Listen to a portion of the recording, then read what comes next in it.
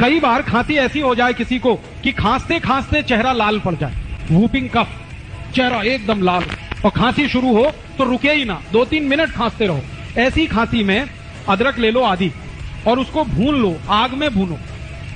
आग जलाओ gas burner पे, उसमें अदरक को चिमटे में पकड़ के भून लो। जब वो भुन गया तो उसको हल्दी में डाल दो, हल्दी पाउडर, पिसा हुआ हल्दी, तो हल्दी उसमें चिपक जाएगी और वो हल्दी चिपका हुआ अदरक जैसे ही मुंह में रखोगे 1 मिनट में खांसी बंद हो जाएगी, 1 ही मिनट।